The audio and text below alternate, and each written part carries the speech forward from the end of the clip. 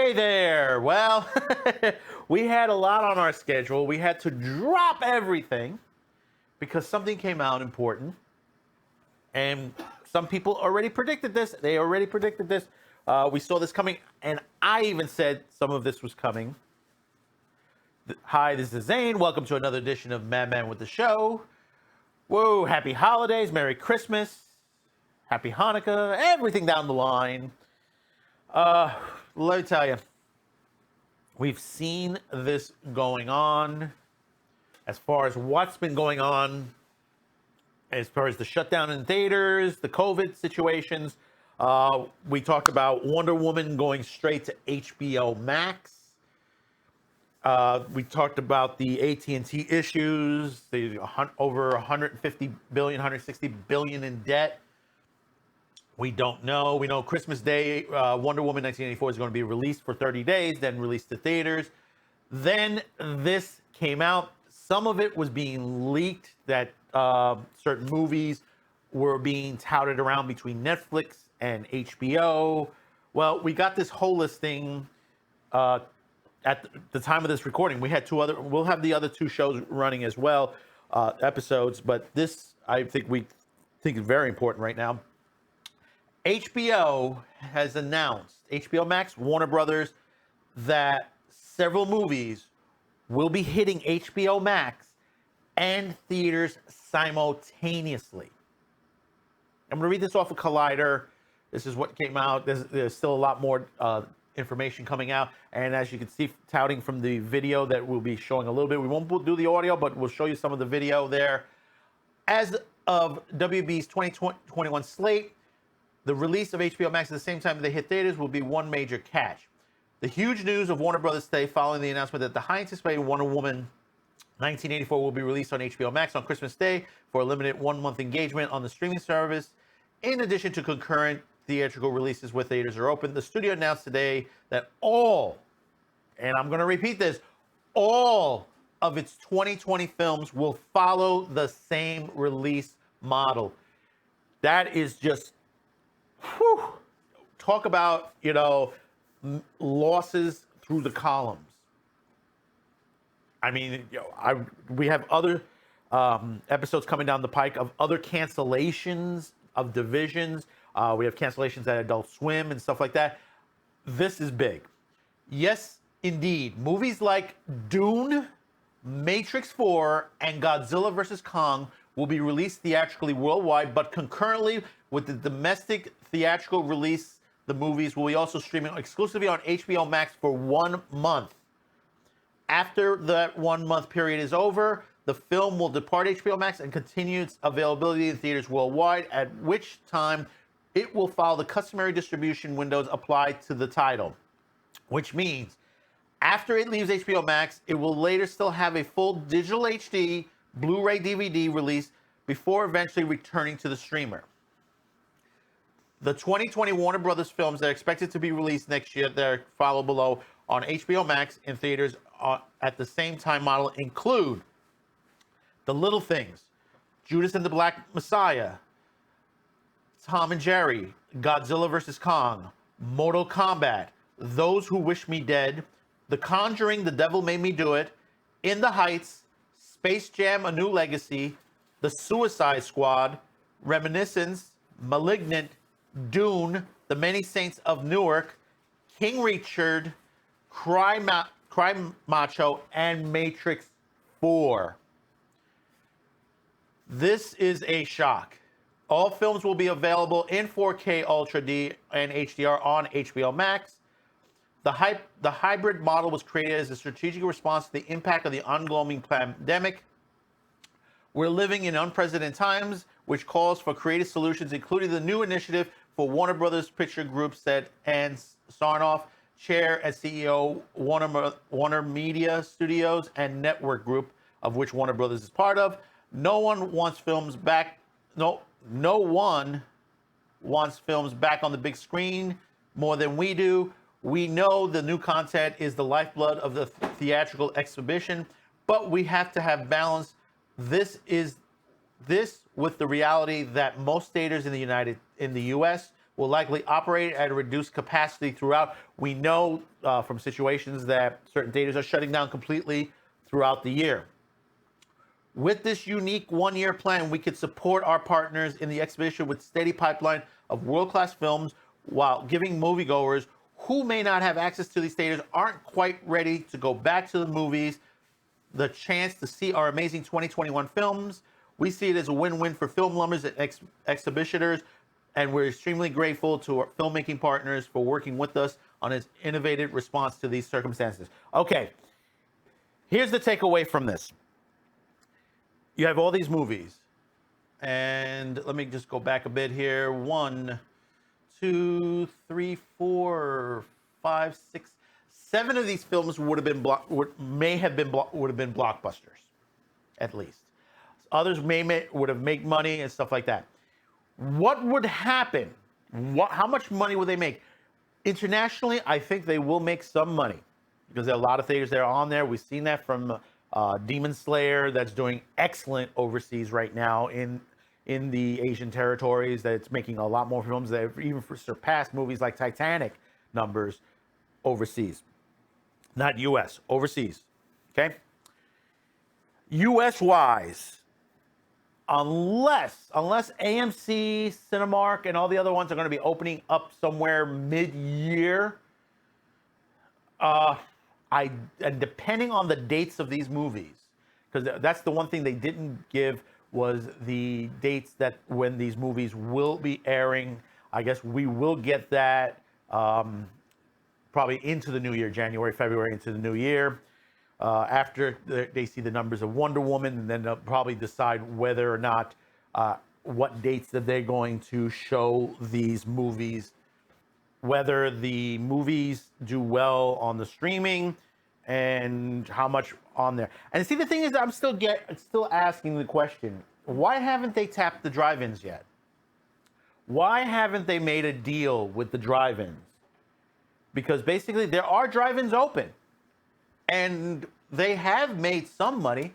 Recoup some of your money back. You may not get every single penny, but make a deal with these drive-ins. That's what I'm telling you right now. You want to get people back into the theaters? This is the way you get them back in the theaters. The drive-ins are there. Low-budget films are being shown here. I mean, we talked about The Wretch and how a $66,000 movie did about over. I haven't even checked the current numbers. I think it's at least over 4 million by now. Well over 4 million, because it's already on demand and stuff like that. And they've recouped their money already. So why can't these companies, these movies end up there? So at least they get closer to the dollar amounts of what these cost, at least to balance their books. Especially considering AT&T Warner is in debt. They're shutting a lot down.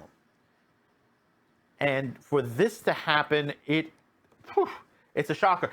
This is going to send echoes into the industry. I mean, we're already seeing Disney that in a couple of days they're having a investor meeting, and supposedly their video was leaked out. Now, whether it's true or not, showed that Black Widow may be going to be released as similar to Mulan for a additional fee on the Disney Plus channel, on the Disney Plus app, actually. Let me refresh myself. The Disney Plus app. And I mean, are we headed? Is this the direction we headed with this? I mean, that's not a good way. I mean, I've even said Hollywood needs to stop these big budget movies for now. They can create movies in a low budget sense, under say 5 million. They can do it. It is feasible. They don't have to go, this waist strength of the Lucas, Michael Bay, Spielberg type. I mean, why are we getting several sequels to one particular movie? Avatar. Why are we getting all the way to Avatar 5? I think it is. I mean, now we got 2 and 3 coming. I mean, I'll tell you honestly, does anybody really care? I wasn't. I mean, Avatar 1 was okay. Did it pose to need several sequels? No.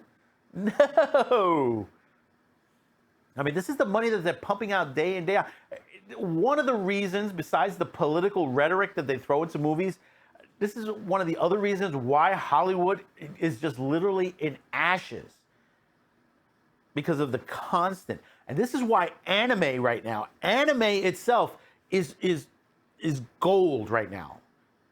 There've already been several Zoom meetings concerning basically the plans that they're trying to make for anime coming into the West and creating their own anime. There's some stuff, we're trying to put a video together for you. There's some great stuff coming down the pike out of Japan. Some really great stuff. And stuff that's visually, so far from what we see, is visually beautiful. And storylines that are excellent. And then, of course, we got movies like Demon Slayer, as soon as that gets over here. Sailor Moon also, and we got to talk about that as well. There's Sailor Moon is coming to one of the streaming sites in the English dub. And many others. And Hollywood is still throwing these large budgets, these gigantic budgets to these films. And now we're in this situation where this could just literally topple either the theater industry or some of these film companies. You know, what is down the pike? Because you have all these movies. I mean, you're talking Godzilla versus Kong here, and Mortal Kombat, Suicide Squad, Dune. You know, I wasn't excited for Dune. And then you have Matrix 4. I mean, these are some films that are supposed to make money. How much money are they going to make? I couldn't tell you. But it won't be what is to be expected to these films.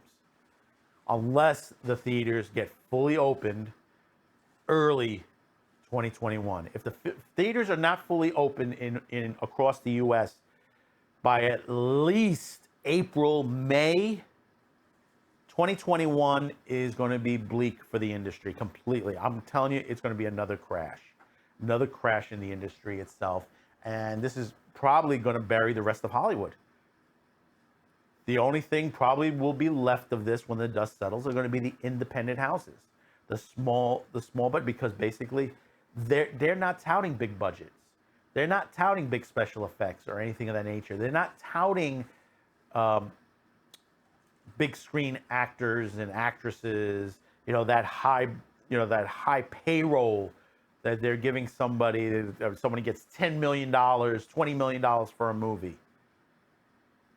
So you tell me in the comments below, what do you think of this? I mean, I'm calling it a loss already. This is December 3rd when I recorded this. I'm calling this a failure for Warner Brothers. Will they make some sort of money to recoup? Maybe, maybe not. Depends on each individual film themselves. Of the big ones that are going to be coming out, nah, I stay on there. Some of the other ones that are not as big, they might be able to salvage those. But we will see on that.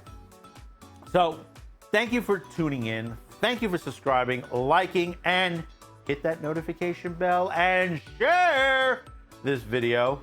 We got a couple more videos coming up. A lot of cancellations. And we've talked about cancellations. There's more cancellations coming. Part of it is part of this AT&T Warner bloodbath that's going on. The bloodbath is still happening, and the bloodbath is beginning at Disney. And we're going to be bringing stories on that next. So we'll see you on the next one. Thank you for tuning in. Hang in there at the end. We got a promo code for you for teespring.com. So hang in there for that promo code. We'll see you on the next one. Bye-bye now.